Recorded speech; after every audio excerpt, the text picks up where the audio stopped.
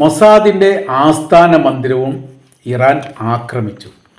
Director കൊല്ലപ്പെട്ടിരിക്കുന്ന വിവരം പുറത്തു വന്നു. ഡേവിഡ് ഡാഡി ബറാനിയ എന്ന് പറയുന്ന നിലവിലെ മൊസാദിൻ്റെ ഡയറക്ടറാണ് മിസൈൽ ആക്രമണത്തിൽ കൊല്ലപ്പെട്ടത്. അയാളോടൊപ്പം 2-ലധികം പേർ കൊല്ലപ്പെട്ടിരിക്കുന്നു എന്നുള്ള സ്ഥിരീകരിക്കാത്ത മറ്റൊരു റിപ്പോർട്ടും പുറത്തു വരുന്നു.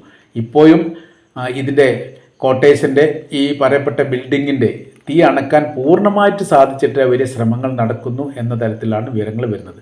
1996 മൊസാദിൽ ഈ പറയപ്പെട്ട ഡയറക്ടർ ഡേവിഡ് ചേരുന്നത്. 1948 ഇസ്രായേൽ സ്വതന്ത്രമാകുന്നു. 1949 മൊസാദ് എന്ന് പറയുന്ന സംഘം രൂപീകരിക്കുന്നു.